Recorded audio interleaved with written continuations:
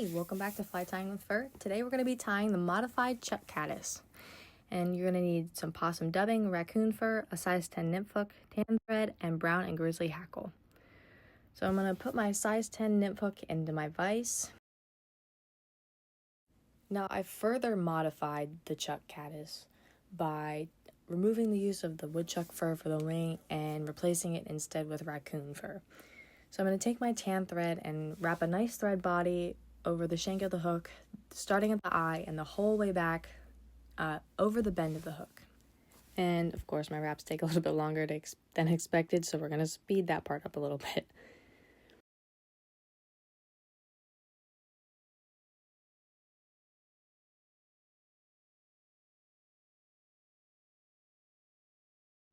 Then go ahead and cut your tag end off.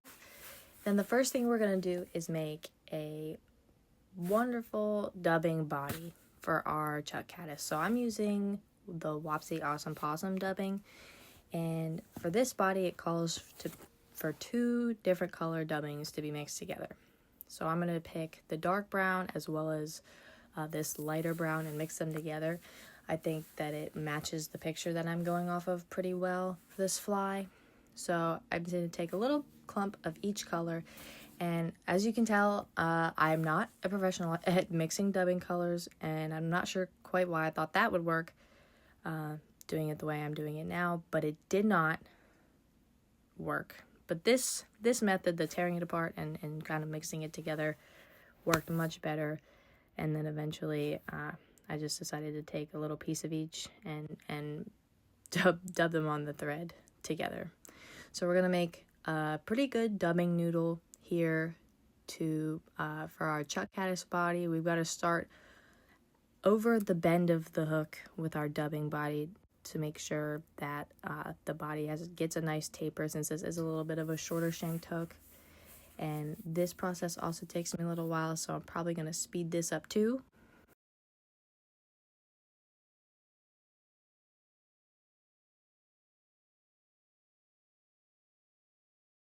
So now that that part's done, I'm going to start my wraps. I'm going to start back at the bend of the hook like I'd said, so we make sure we get a nice tapered body for this caddis.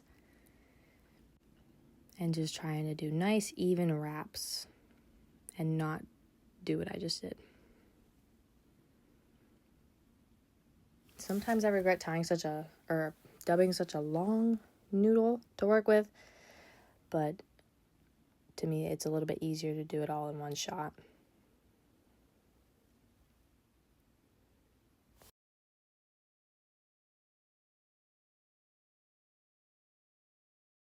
And then once you get about halfway up that body, I'm going to go back over the back half of the fly and just try to build up that nice taper with the dubbing. I'm only going to dub up to halfway, like I just said, before we add our second part into the fly.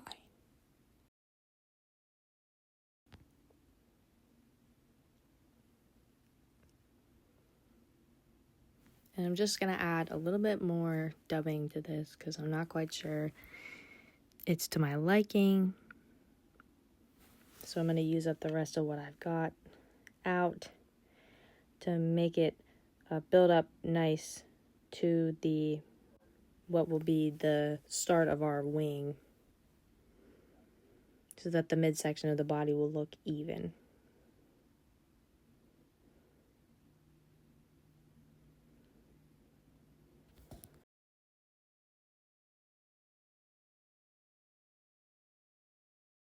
After you're done with that part, just let your thread hang and then grab your raccoon fur. That's what we're going to add in next. So you're going to take a nice chunk of your raccoon fur and use it for the wing. Now, like I had said earlier, we're replacing the woodchuck guard hairs for the wing with raccoon guard hairs. You can also tie this with woodchuck, obviously. However, raccoon is what I had on hand. So I'm going to measure it. I don't want my wing to be too big and fluffy. I'd like it to sit pretty nice and look very neat. And that seems better. I'm going to take out that really long guard hair because that looks a little bit out of place. And I think that's a pretty good section. And so I'm going to cut that with my fur scissors and hope that that works out. All right. And I'm going to pluck all of the under fur out of this as well. And this can also be used for dubbing, which I'm going to try on a next fly. So I'm going to tie this in right where I stopped dubbing.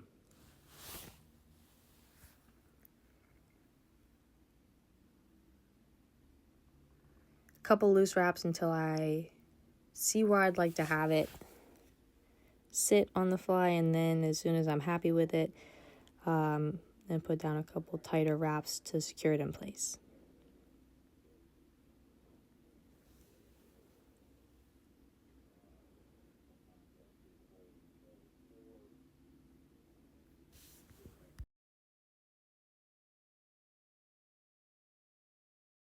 And once I've made up my mind on the positioning of this wing, I'm going to do a couple more tight wraps and then clip off my excess.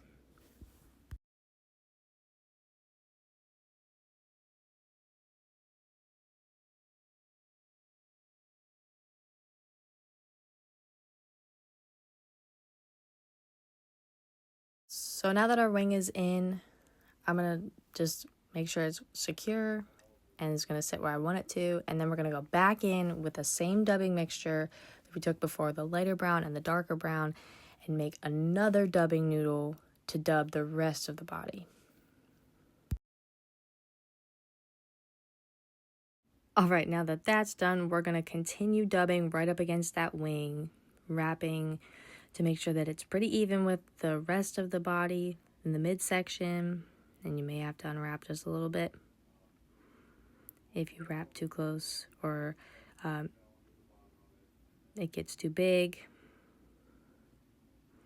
And I think that's going to be pretty much perfect for what I need, because I need to leave room to tie in both hackles as well as wrap them without getting too crowded on the eye.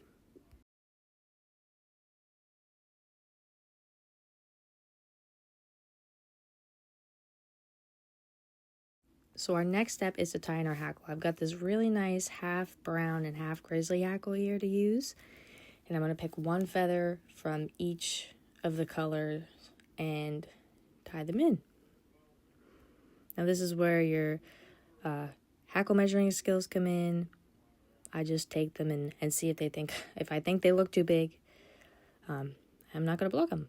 But these feathers are nice and thin and long and pretty much the same width the whole way down the feather. So I'm pretty confident that if I pluck one from each side from about the same area, that it's going to be pretty even.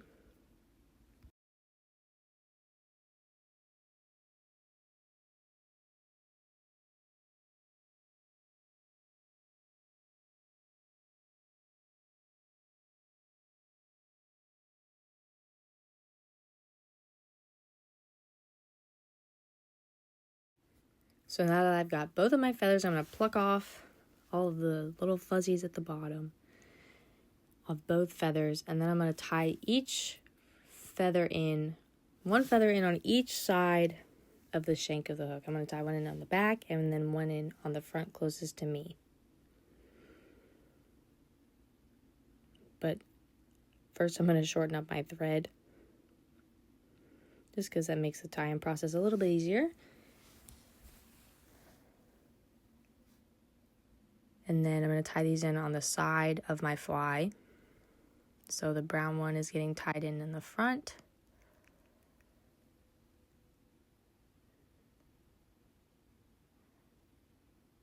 And then the grizzly one will get tied in the back.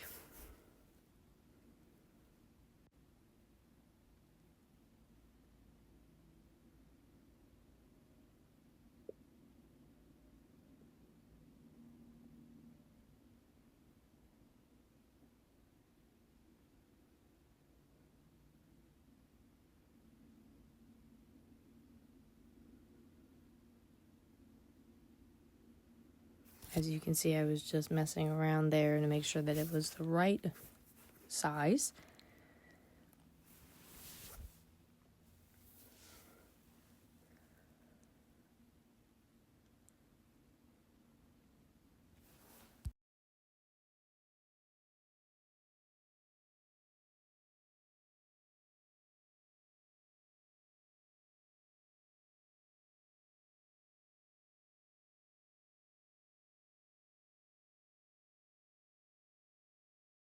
And I'm going to make sure that they're both pretty even.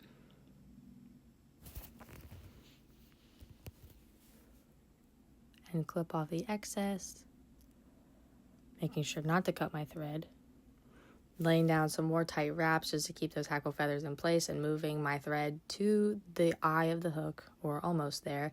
And I'm going to wrap the brown one first, making sure I'm leaving enough room to also then wrap my grizzly hackle. And then once I get to the end with that one, I'm going to tie it off with a couple of nice tight wraps just to make sure I don't lose my progress.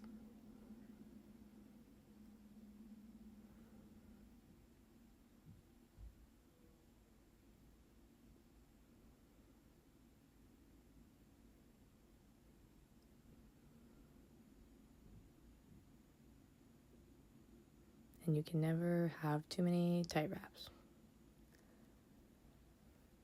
especially if I'm happy with the way something's going and I really need it to stay.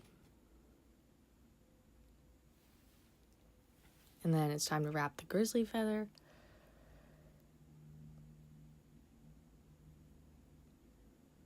Just wrapping that in the in-between spaces I left by loosely wrapping that brown hackle feather.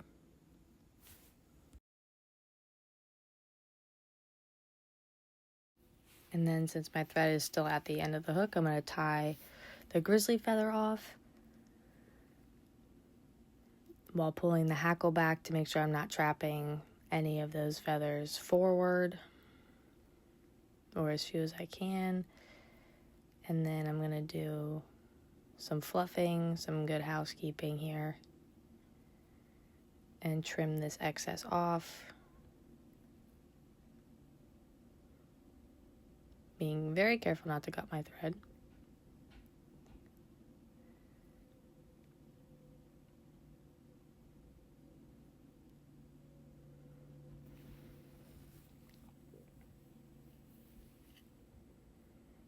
I'm going to go with my half hitch tool and just half hitch right on the end, for insurance purposes. Ensuring that it's not going to go anywhere.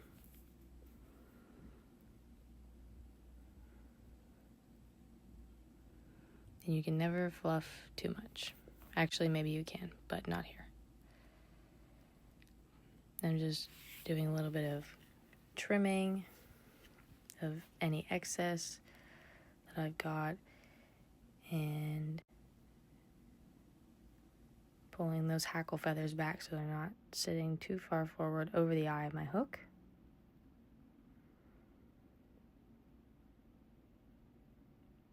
I'm laying down a couple wraps to keep them pushed back and standing up nice and straight.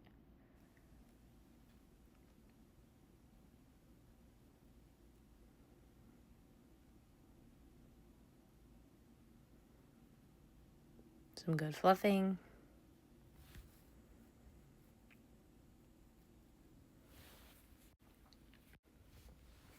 And the next step is the good old whip finish. And we're pretty much done after this whip finish. And do 1 or 2, 4 or 5 wrap whip finishes on here. And then my modified chuck caddis, which we're going to call the modified raccoon caddis, will be complete. I'm really excited to fish this fly. This fly is a lot of fun to tie, and I'm really excited about it. I do one more just for good measure.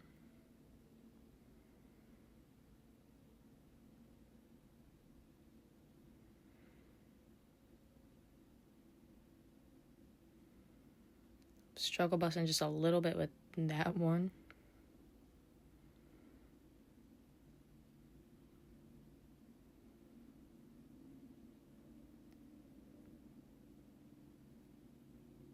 And I'm pulling away while I clip my thread to make sure I'm not clipping my hackle feather. And voila, there she is. And with a dot of head cement, maybe a little clippy here and there, she's ready to go. And after this, I actually ended up clipping the very end of the wing to make it look pretty straight across. And there you have it, the modified chuck caddis tied with a raccoon fur. Thanks for watching.